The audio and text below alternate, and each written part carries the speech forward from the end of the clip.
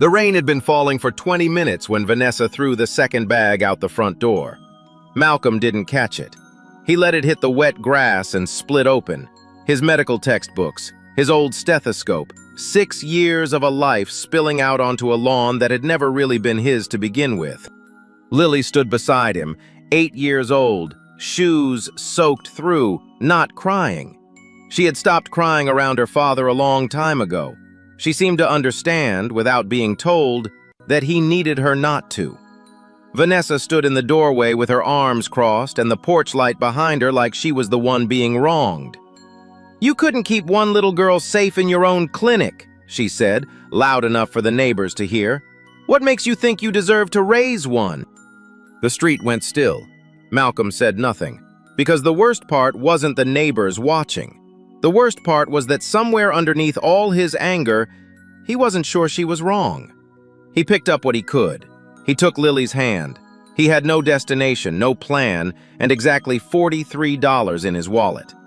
Then the black SUV stopped at the curb. The door opened. A woman stepped out, composed, unhurried, and looked directly at him. Dr. Malcolm Reed?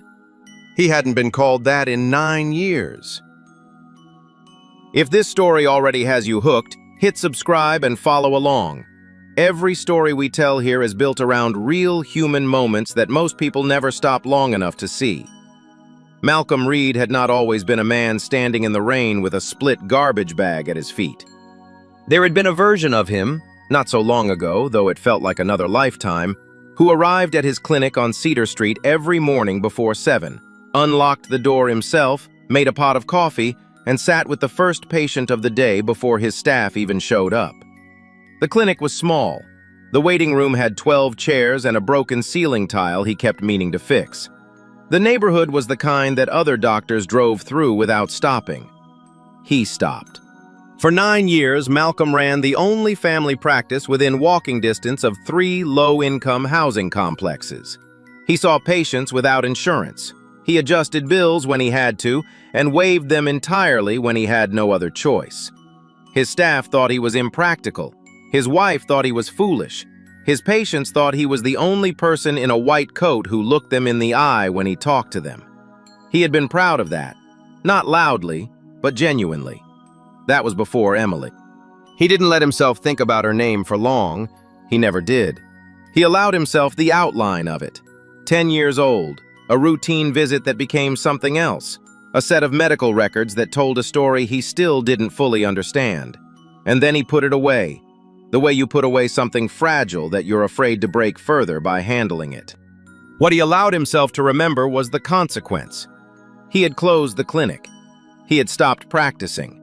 He had come home, stayed home, and slowly let Vanessa's version of events replace his own, until he could barely remember what he had actually believed in the first place. There was one detail, though, that he had never been able to fully bury. The family of the child, a poor family without resources or connections, had tried briefly to ask questions after the case was closed. They had said, through a community advocate, that something about the resolution felt incomplete, that they were not satisfied, but that they had no means to pursue it further. Malcolm had heard that and assumed it was grief looking for somewhere to land. He had not considered that it might be instinct pointing toward the truth. Eleanor Voss had not always been the woman in the dark coat who stepped out of black SUVs. 12 years ago, she had been 23, broke, and sick in a way that frightened her because she had no one to call and no way to pay for help. She had walked into Malcolm's clinic on a Thursday afternoon because it was the only place within 4 miles that had its lights on. She had told the woman at the front desk that she didn't have insurance. The woman had looked at her for a moment and then said, "Sit down, honey. The doctor will be with you." Malcolm had spent 40 minutes with her. He had explained everything twice. He had written her a prescription and then quietly told her which pharmacy nearby had a discount program she qualified for. He had not made her feel like a problem to be managed. She had never forgotten it. Now Eleanor ran a company with 400 employees and an annual revenue that would have been unimaginable to the girl who had sat in that waiting room. She was known in certain circles as someone who finished what she started and did not explain herself to people who hadn't earned the explanation. She had been looking for Malcolm for 3 months. Not out of sentimentality, she was not a sentimental woman, but because she was building something. A network of community health clinics in underserved neighborhoods, and she needed someone who understood what it meant to actually practice medicine in those spaces. Someone who wouldn't treat the patients like charity cases. She had thought of exactly one person. Vanessa Reed had married Malcolm because she believed in who he was going to become. That was the version she told herself, and it was not entirely untrue. She had seen his potential early, his intelligence, his discipline, his ability to make people trust him within minutes of meeting him. She had imagined a different kind of life than the one he'd chosen, a larger practice, a better neighborhood, a husband whose name meant something beyond Cedar Street. When that life didn't materialize, something in her curdled. She told herself she was being practical. She told herself that someone had to think about their future, their finances, their daughter's prospects. But underneath the practicality was something older and less rational, a fear she had carried since childhood that if she wasn't moving forward, she was disappearing. And Malcolm, with his discounted appointments and his broken ceiling tile and his absolute refusal to want more, felt to her like an anchor around her ankle. She had not planned what happened with Emily. She told herself that too, but she had not stopped it either.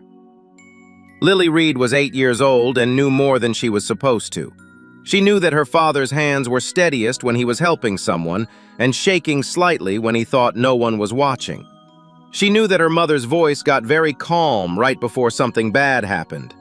She knew that the word clinic made her father leave the room. She didn't know why.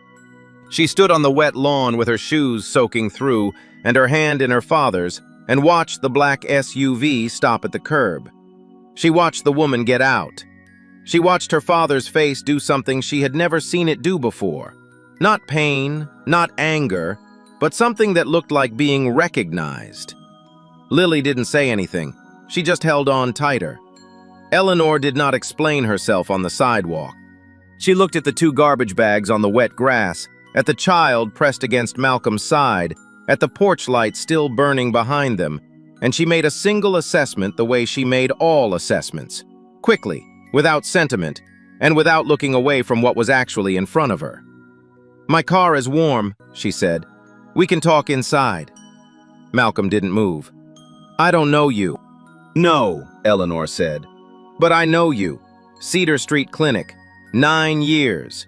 You saw me on a Thursday afternoon about 12 years ago when I had no insurance and nowhere else to go." She paused. "You explained everything twice." He stared at her. The rain kept falling. Lily tugged his hand once. Not urgently, just enough to remind him she was cold. Malcolm picked up the bags and walked to the car. Eleanor's driver took them to a hotel 12 minutes away. She booked 2 rooms without being asked. One for Malcolm and Lily, one for herself, and told the front desk to put everything on her account. Malcolm started to object in the elevator. Eleanor cut him off without raising her voice. "It's a room," she said. "It's not a debt." He didn't argue again. Not that night. Once Lily was settled, dry clothes from the hotel gift shop, room service order placed, a cartoon running quietly on the television, Malcolm came and sat across from Eleanor in the small seating area near the window. The city spread out behind her, rain blurred and lit orange. She told him what she had been building. 3 community clinics, all in neighborhoods that had been medically underserved for decades. 2 were already operational. The 3rd was 6 months from opening, and it was the one she cared most about, the largest, in the neighborhood with the highest need. She had funding, she had facilities, she had staff. What she did not have was someone to anchor the medical side of it with actual credibility and actual experience. "I've been looking for you for 3 months," she said. "Why me specifically?" Eleanor considered the question. "Because I've worked with a lot of doctors. Most of them are good at medicine. You were good at patients." She said it plainly, without flattery. "That's rarer than people think." Malcolm looked at his hands. They were resting on the table still. "I don't practice anymore," he said. "I know." "Then you know why I can't do what you're describing." Eleanor didn't push. She simply said, "I know what's in the public record. I don't know what actually happened." She let that sit for a moment. "Those are usually two different things." Malcolm said nothing. "You don't have to decide anything tonight," Eleanor said. "Tonight you just need somewhere dry to sleep." She stood, picked up her coat, and moved toward the door. "Eleanor." He said her name like he was testing whether he was allowed to. She turned. "Why does this matter to you, personally? Not the clinic. This, me." She was quiet for a moment. "Because 12 years ago I was sick and scared, and I walked into a place that had no reason to help me," she said. "And the doctor there treated me like I was worth the time." She met his eyes. "I've been trying to run my company the same way ever since. I figured I owed you at least the chance to keep doing what you're good at." She left. Malcolm sat by the window for a long time after that. The rain was letting up. He could see the street below, ordinary and indifferent. And he thought about Cedar Street, about the 12 chairs in the waiting room, about the ceiling tile he had never fixed. He thought about Emily. Not the outline this time, the actual memory. Her chart on his desk, the follow-up call he had made, the alarm he had felt when her mother said she was worse, the records that had shown a dosage discrepancy that he could not explain because he had not written it that way. He was certain he had not written it that way, but certainty had felt like arrogance in the face of a sick child. So he had set it aside and accepted what the paperwork said. Vanessa had told him to close the clinic before the week was out. He had thought she was protecting him. He sat with that thought for the first time in 9 years and felt something shift very slightly in the architecture of what he believed. In the next room, through the wall, he could hear the faint sound of Lily's cartoon. He wasn't sure what he was going to do, but for the first time in a long time, he wasn't sure he was finished either. Malcolm took the job Eleanor offered, the administrative one, the one with no stethoscope involved. He told himself it was temporary, a way to get back on his feet, find an apartment, give Lily some stability while the divorce proceedings moved forward. He told himself he was not avoiding anything. He was simply being practical. He sat at a desk in the community center Eleanor's foundation operated out of and processed intake forms, organized supply orders, and answered phones. The work was not difficult. It left him too much time to think. The center was busy in the way that places are busy when they're filling a gap that shouldn't exist. Single mothers bringing children in for services the public school system had stopped funding. Elderly men who came in on Tuesdays not because they needed anything specific, but because it was somewhere warm to sit. A rotating cast of volunteers who were enthusiastic and undertrained and doing their best. There was a small medical bay at the back. A part-time nurse practitioner covered 2 days a week. On the other days, the first aid kit sat in a cabinet and people managed as best they could. Malcolm did not go near the medical bay. He noticed every day that he did not go near it. Eleanor did not comment on this.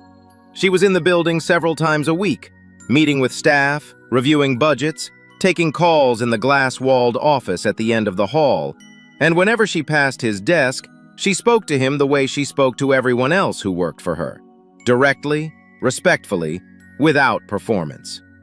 She did not remind him of her offer. She did not ask how he was feeling about it. She simply let him watch. He watched a grandmother wait 45 minutes for the nurse practitioner to arrive before deciding she didn't have time and leaving with whatever had brought her there still unaddressed. He watched a father try to describe his son's symptoms to a volunteer who was nodding with confidence she didn't have. He watched people make do, over and over, with less than they needed. He told himself this was not his problem to solve. He almost believed it.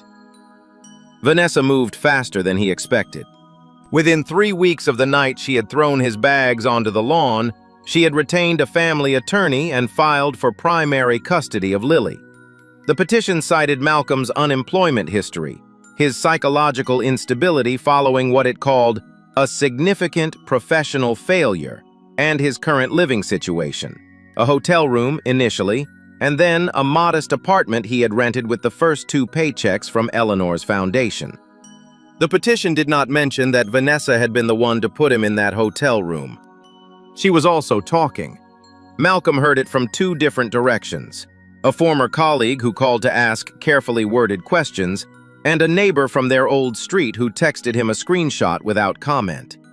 Vanessa was telling people that Eleanor was a woman Malcolm had manipulated into supporting him, that he had a pattern of using people's sympathy, that the situation with the child at his clinic, she never said Emily's name, he noticed, just the child, was more serious than it had appeared at the time. Malcolm read the screenshot once and put his phone face down on his desk. That evening, he picked Lily up from school. She was quiet in the car the way she got sometimes, not sad, just processing. He bought her a grilled cheese from the diner on Fourfield Avenue, and they sat in a booth by the window, and she told him about a book she was reading for class. And he listened, and for 40 minutes the rest of it receded to a manageable distance. Then she looked up from her plate and said, "Dad, are you going to have to go to court?" "Probably," he said, "for a little while." "Because of Mom?" "Yeah." Lily considered this with the particular seriousness she applied to things she had already thought about before asking. "Are you going to tell them the truth?" "That's the plan." She nodded, apparently satisfied, and went back to her sandwich. Malcolm watched her and felt the familiar weight settle back across his shoulders. Heavier now, because it was no longer just about him. It had Lily's name on it. That night he called Eleanor. "The custody filing," he said. "She's using the clinic, the records from Emily's case." Eleanor was quiet for a moment. "I know. My attorney flagged it this morning. I need you to understand what you're involved in." "Malcolm," her voice was even, "I read the public record 3 months ago before I ever looked for you. I'm not surprised, and I'm not stepping back." He didn't know what to say to that. "Get some sleep," she said. "We have work to do." It happened on a Wednesday afternoon in the 3rd week of October. The community center was running a free after-school program. Homework help, a hot meal, and what the volunteer coordinator called enrichment activities, which in practice meant a craft table and a donated chess set missing 3 pawns. About 40 kids were spread across the main hall when the 7-year-old boy at the craft table stopped talking mid-sentence and started scratching his arms. Within 2 minutes, he was on the floor. His name was Derek. He was allergic to tree nuts, his mother would later explain, and someone had brought in homemade cookies that had not been labeled. The volunteer coordinator grabbed the first aid kit. Another volunteer called 911. A third stood in the middle of the room and told everyone to stay calm in a voice that communicated the opposite. Malcolm came out of the back office because he heard the shift in the room. Not the shouting, but the particular quality of silence underneath it. The kind that meant something was actually wrong. He saw Derek on the floor, saw the hives spreading up his neck, saw the way the boy's chest was working too hard for too little air. He stopped walking. The memory came without warning, the way it always did.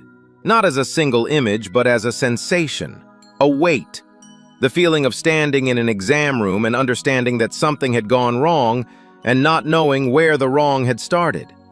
Emily's chart, the numbers that didn't match what he remembered writing, the decision to trust the paperwork over himself. He stood in the doorway of the main hall and did not move. Lily was there. She had come straight from school as she did on Wednesdays, and she was sitting at the homework table on the far side of the room. She was looking at him. Not at Derek, not at the volunteers, at him. She didn't say anything. She got up from her chair, crossed the room, and put her hand in his. That was all. Something in Malcolm's chest unlocked. Not dramatically. There was no moment of clarity, no sudden absence of fear. The fear was still there. He simply stopped letting it make the decision. He walked into the room. "I need everyone who isn't helping to move back toward the windows," he said. His voice came out steadier than he felt. People moved. The volunteer with the first aid kit looked at him with visible relief and stepped aside. Malcolm knelt beside Derek. He checked the boy's airway, assessed the spread of the reaction, confirmed with the volunteer coordinator that 911 had been called, and asked for the estimated arrival time. He found an antihistamine in the first aid kit. Not enough on its own, but something, and administered it while keeping Derek calm and his airway as clear as possible. He talked to Derek the entire time, told him what he was doing before he did it, told him the ambulance was coming and that he was going to be fine and that Malcolm needed him to focus on breathing slowly. Derek focused on breathing slowly. The paramedics arrived 11 minutes after the call. One of them glanced at Malcolm as she worked and said, "Good management. You keep him stable?" "Yes," Malcolm said. "You a doctor?" He paused for half a second. "I was." Derek was transported and treated and discharged the same evening. His mother called the center the next morning to say he was home and fine and asking when he could go back to chess club. Eleanor found Malcolm in the back office an hour after the ambulance left. He was sitting at his desk with his hands flat on the surface, not doing anything in particular. She sat down across from him. "The nurse practitioner position," she said. "Interim, while we finalize the clinic staffing. No pressure on what comes after." Malcolm looked at his hands. "I don't have a current license," he said. "I let it lapse. It can be reinstated. I have people who can help with the process. Vanessa will use it. She'll say I'm unstable. That today proves I shouldn't be around kids." "Vanessa is already saying everything she can think of," Eleanor said. "That's not a reason to stop." Malcolm was quiet for a long time. "I need to know what actually happened with Emily," he finally said. "Before I put on that coat again, I need to know." Eleanor nodded. "Then let's find out." Eleanor did not outsource the search. She pulled the records herself, or rather, she sat beside her attorney and her operations director and went through everything they had pulled, line by line, the way she reviewed any deal that mattered. The public record from Emily's case was thin. A complaint filed, an investigation opened, a finding of administrative negligence attributed to the clinic, a closure. Malcolm had not contested it. The case had ended not with a ruling, but with a silence that everyone had apparently been willing to accept. The original medical file was harder to obtain. Eleanor's attorney spent 2 weeks navigating records requests before they had anything usable. When they did, Eleanor called Malcolm into her office and set the folder on the desk between them. "The dosage entry," she said, "is in 2 different handwriting styles. The second one, the one that shows the error, was written over an erasure. You can see it when you hold the page up to light." Malcolm looked at the page for a long time without touching it. "The sign-off signature," Eleanor continued, "is dated a Thursday. According to the schedule your clinic filed with the county that year, your clinic was closed on Thursdays." Malcolm sat back. "Annie," he said quietly. "Her full name was Annie Briggs. She left the state 4 months after the clinic closed. No forwarding address on file." Eleanor paused. "I've been in contact with her over the past few weeks." Malcolm looked up. "I wasn't sure what I had yet. I didn't want to tell you until I knew it was real." She folded her hands on the desk. "I've spoken to her twice. She won't come forward on her own. She built a life somewhere else. She has a family. She's afraid." "What did she say?" "She said she didn't make the error." Eleanor's voice was careful and precise. "She said she was told to sign a document she hadn't written. She said she was told that if she didn't, the clinic's liability would fall entirely on her personally, that she would lose her certification and potentially face criminal charges." Eleanor paused again. She signed. The room was very quiet. "She said someone had already made the change to the file before it was brought to her," Eleanor continued. "She didn't know who, but she told me something else. She said the person who brought her the document, who sat across from her and explained what would happen if she refused, was not a lawyer and was not from the county." Malcolm already knew. He could feel it assembling in front of him piece by piece, the way a diagnosis assembled from symptoms you had been looking at too long to see clearly. "It was Vanessa," he said.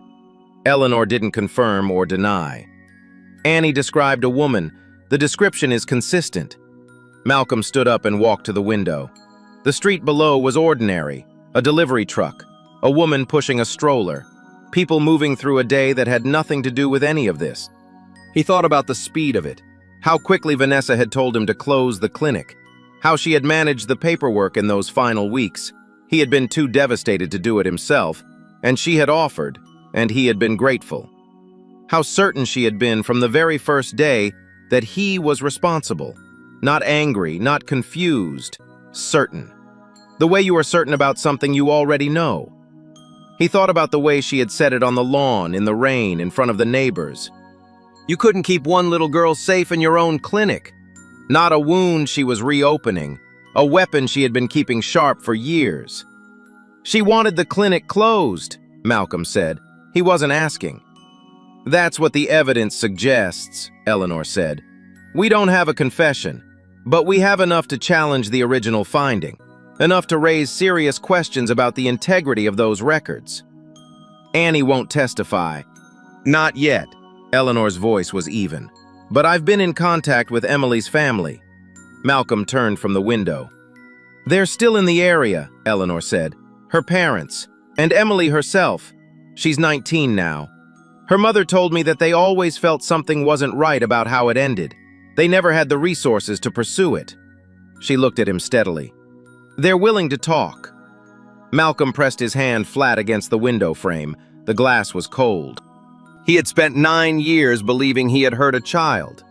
He had organized his entire diminished life around that belief. The closed clinic, the abandoned license, the willingness to absorb Vanessa's contempt as something he deserved. And now Eleanor was sitting across from him, telling him that the paperwork had been altered, that his former assistant had been coerced, that the family of the child he thought he had harmed wanted to talk. What do you need from me? He said. I need you to be willing to let the truth come out, Eleanor said. Even the parts that are going to be hard to sit with. He turned back to face her. Set up the meeting, he said. The courtroom was smaller than Malcolm had expected.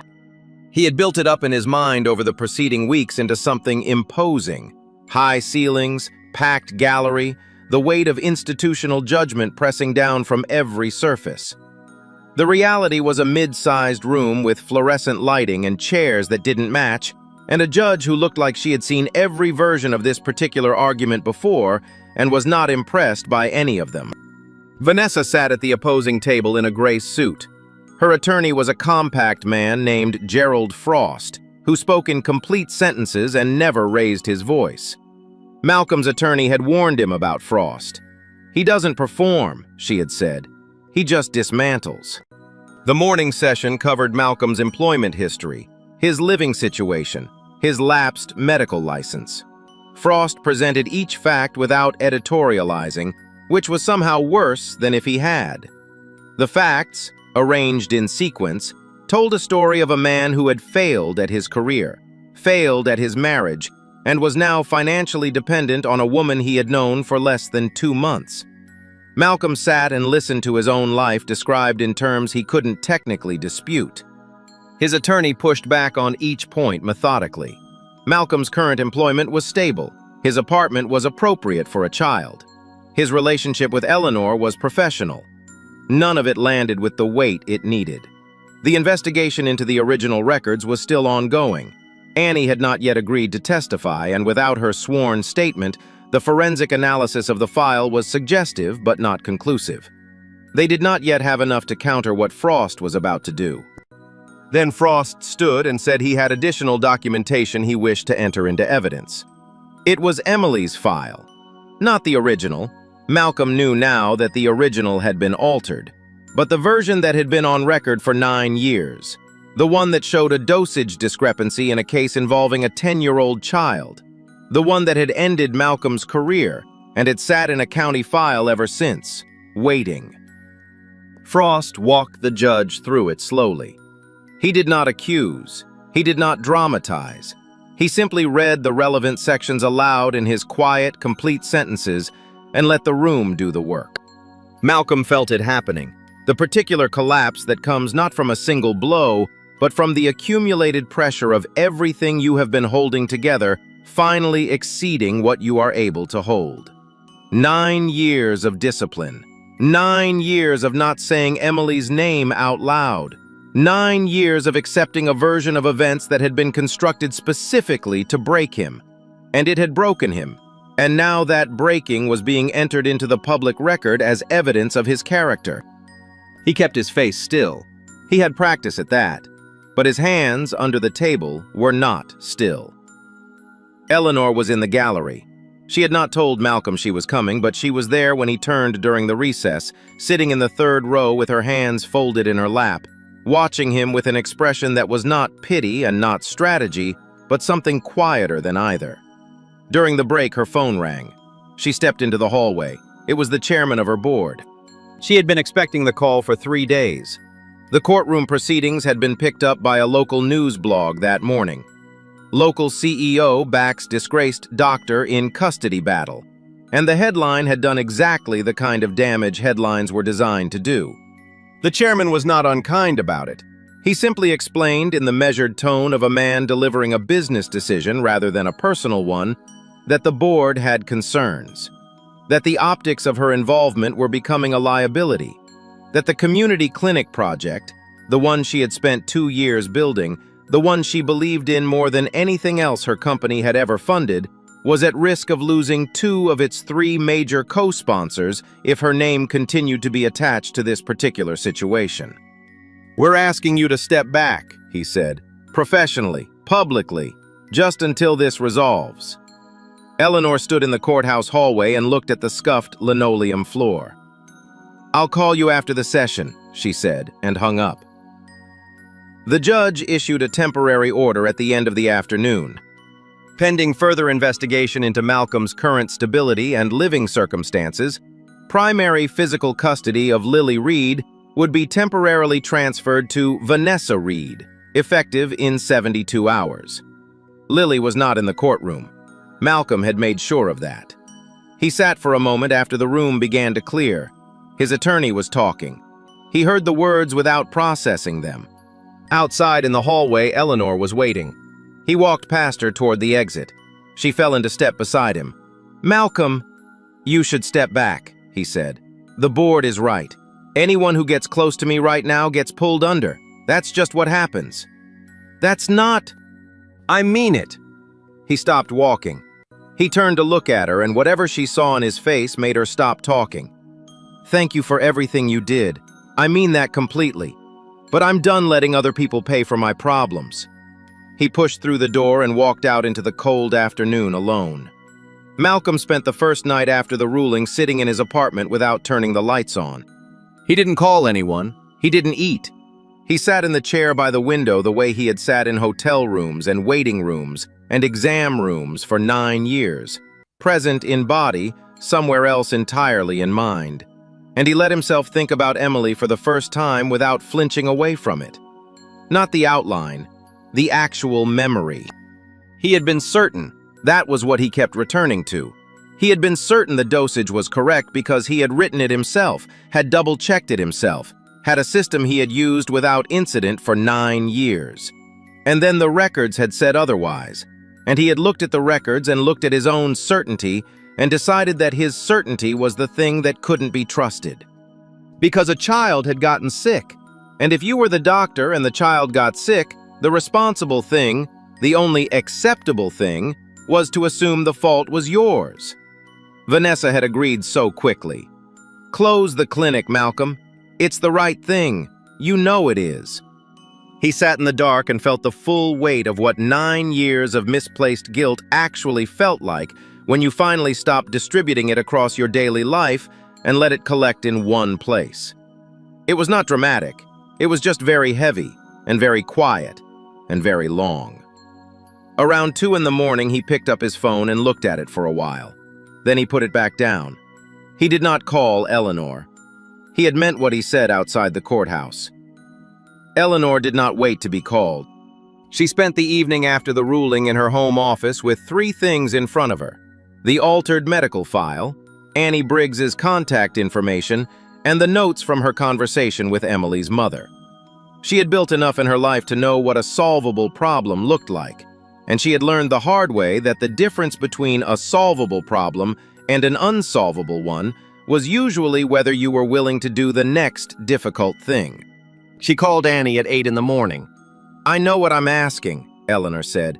"I know you built something new, and I know this threatens it. But a man is about to lose his daughter based on records you know were falsified. I need you to tell me what you're willing to do." Annie was quiet for a long time. "If I do this," Annie finally said, "I need to know my family is protected. Whatever comes out, I need to know they're not collateral damage." "I'll have my attorney draw up everything you need before you set foot in that city," Eleanor said. Another silence. "She threatened me," Annie said. "Vanessa Reed. She sat across from me in a coffee shop 2 blocks from the clinic, and she told me exactly what would happen to my certification if I didn't sign. She had already changed the file. She showed me a copy." Her voice was steady but effortful, the voice of someone who had been carrying a specific weight for a specific number of years. "I signed because I was 26 years old and I was scared. I have thought about that decision every single day since." "I know," Eleanor said. "That's why I'm asking you to make a different one now." They met with Emily and her family 4 days later. Emily Turner was 19, composed, and looked at Malcolm across the conference room table with a directness that reminded him uncomfortably of Eleanor. "I don't blame you," she said. "I want to say that first before anything else, because I think you've been blaming yourself and I don't want to add to that." She paused. "I got sick. I got better. My parents always thought something was off about how it ended, but we didn't have the money or the energy to fight it." She looked at her hands briefly, then back up. "When Ms. Voss contacted us, my mom cried. Not because she was sad, because she had always wanted someone to just look into it, actually look." Malcolm didn't trust himself to speak for a moment. "Thank you," he finally said, "for coming. You didn't have to." "Yes, I did," Emily said simply. The hearing reconvened 3 weeks later. Eleanor's attorney presented the case methodically and without theater. The forensic analysis of the altered records, the discrepancy in the sign-off date, Annie's sworn testimony, and Emily Turner's voluntary statement confirming that her family had always harbored doubts about the original finding and had never received a satisfactory explanation. Annie testified by video link. Her voice did not shake. She described the coffee shop meeting, the document she had been shown, the threat, and the signature she had given under coercion.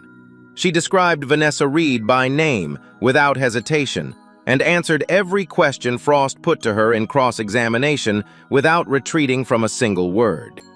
Frost attempted to reframe Annie's account as the self-serving narrative of a woman trying to escape her own culpability after years of silence.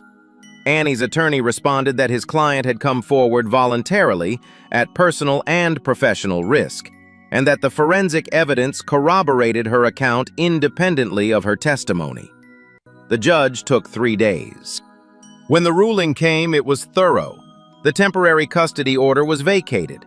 The original administrative finding against Malcolm's clinic was referred to the county medical board for review, given the new evidence regarding record integrity. The court found no credible basis for Vanessa's characterization of Malcolm as an unfit parent. Lily came home on a Thursday evening.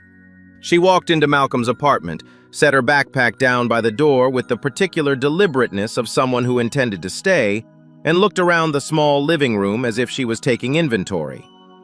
"It's smaller than our old house," she said. "Yeah," Malcolm said. "That's okay." She sat down on the couch. "I like it." Malcolm sat beside her. She leaned against his arm the way she always had, not dramatically, just settling in, and he put his hand on top of her head and they sat there for a while without talking. Outside, the street was ordinary. A car passed. Someone's dog barked twice and stopped. It was enough. 2 days later, Eleanor came by the apartment. She stood in the doorway because he hadn't invited her in yet, and she was not a woman who entered rooms she hadn't been invited into. "The clinic position," she said. "The offer stands. No timeline, no pressure. It stands." Malcolm looked at her for a moment. "You went ahead anyway," he said, "after I told you to step back."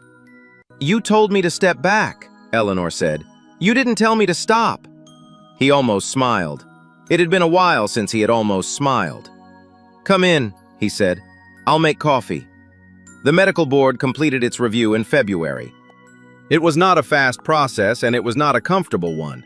Malcolm had to appear twice, submit documentation, and sit across from a panel of people who asked careful, precise questions about events that had occurred 9 years ago in a clinic that no longer existed. He answered every question directly. He did not perform contrition he didn't feel, and he did not perform confidence he hadn't fully recovered.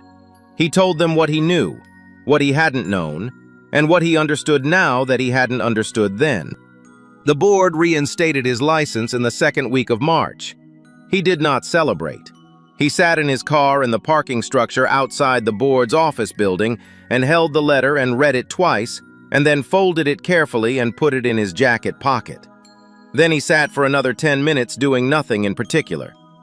He thought about the first time he had walked into Cedar Street Clinic, not as a doctor, but as someone who had just signed a lease on the space. The ceiling tile had been broken even then. He had looked at it and thought, "I'll fix that."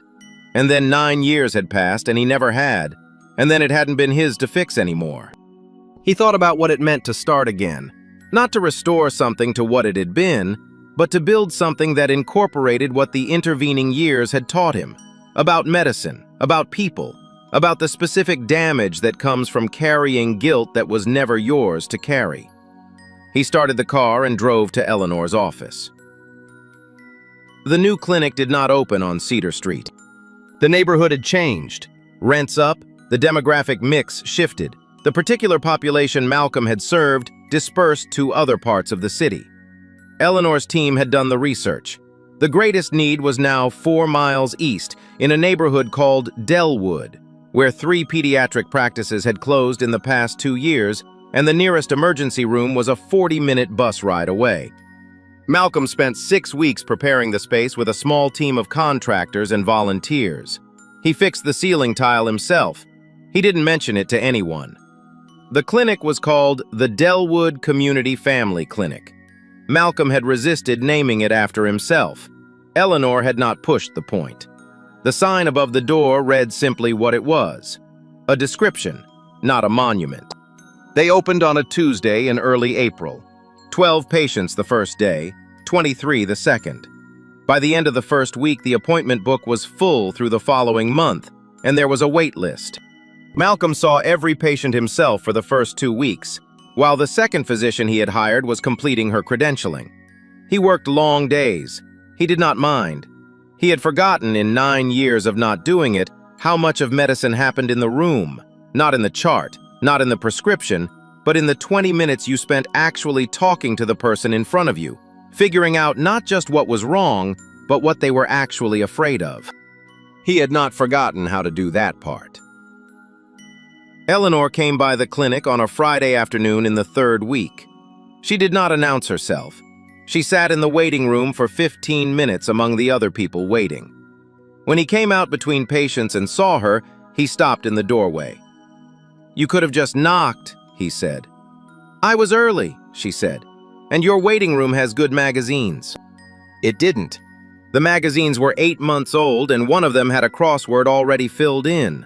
He did not point this out. He sat beside her. The waiting room was half full. A mother with 2 small children, an older man in a work jacket, a teenager who was pretending to look at her phone and was clearly anxious about something. The ordinary population of a place where people came when something was wrong and they needed help. "How's the board?" he said. "Managed," Eleanor said. The 2 sponsors came back once the story shifted. Remarkable how quickly people realign when the narrative changes. "And the chairman?" "He sent flowers when the clinic opened." She paused. "I did not send a thank you note." Malcolm looked at her. She was looking at the room, at the mother with the children, at the old man, at the teenager, with an expression he had come to recognize over the past months. Not sentiment, something more useful than sentiment. Attention. "Eleanor," he said. She turned. "Thank you," he said. "I know I've said it, I'm saying it again." She held his gaze for a moment. "You would have found your way back eventually." "Maybe," he said, "but not to this." She didn't answer that. They had arrived over the preceding months at a way of being with each other that did not require every thought to be spoken, that trusted silence to carry some of the weight. It had developed slowly and without announcement, the way things develop between people who have seen each other at their worst and chosen to stay in the room anyway. A nurse appeared in the doorway and told Malcolm his next patient was ready. He stood, reached for his white coat from the hook by the door. He had put it there himself on the first day without thinking about it, and then stood for a moment when he realized what he'd done, and then kept moving. He put it on now the same way, without ceremony, without the flinching he had expected. "I'll be done by 6, he said. "I know," Eleanor said. "I have a 7 o'clock. We can get dinner if you're not too tired." "I won't be too tired." He went back to work. Outside the clinic, the sign caught the late afternoon light the way signs do in April, when the days are finally starting to mean something again. Delwood Community Family Clinic. Below it, smaller, the way he had insisted, Dr. Malcolm Reed, MD. Lily had seen it on opening day and read it out loud twice, the second time louder than the first, as if volume would make it more permanent. Malcolm had pretended not to notice. He had not wanted her to see that it had taken everything he had not to put his hand over the letters and feel whether they were real. They were real. The SUV that had stopped in the rain on an ordinary street on an ordinary terrible night had not saved him. Eleanor had not saved him. What had happened was both smaller and more consequential than saving. Someone had stopped and looked and told him the truth, and then stood beside him long enough for him to find his way back to it himself. He had done the rest. Malcolm didn't get his life back because someone powerful decided to rescue him. He got it back because one person chose to stop, to actually look at who was standing in the rain, and because he eventually chose to stop running from the truth about himself. The guilt we carry that was never ours to carry is some of the heaviest kind. And the hardest part isn't finding out we were wrong to carry it. The hardest part is deciding what to do next once we know. Malcolm put the coat back on, not because everything was fixed, but because the work still mattered. And so did he. If that stayed with you, we'd love for you to stay with us. Subscribe and follow the channel. Every story here is built around moments like this one, the kind of human truth that doesn't make the headlines but lives in all of us. Some people lose everything not because they failed, but because someone they trusted decided their success was inconvenient. Malcolm carried guilt for 9 years over something that was never his fault. 9 years of silence. 9 years of believing he was dangerous. 9 years of shrinking himself down to fit inside a lie someone else had built around him. And the tragedy isn't that it happened. The tragedy is how easy it is to accept a version of yourself that was designed to break you, especially when it comes from someone who was supposed to love you. But here's what this story is really about. It's not about a villain being exposed. It's not about a powerful woman writing a check and fixing a broken man. It's about what happens when one person decides to stop, to actually look at someone standing in the rain and tell them the truth. And what happens when that person, after years of running, finally decides the truth is worth walking toward. Malcolm put the white coat back on, not because his name was cleared, not because he owed anyone anything, but because the work still mattered, because the people in that waiting room still needed someone who would look them in the eye. That's the only reason that was ever enough. If this story stayed with you, if you've ever carried something that was never yours to carry, or waited too long to believe you were worth fighting for, you're exactly who this channel is for. Subscribe and follow along. We tell stories about real human weight, the kind that doesn't make headlines but lives quietly in all of us. And every now and then, the kind that finally gets set down.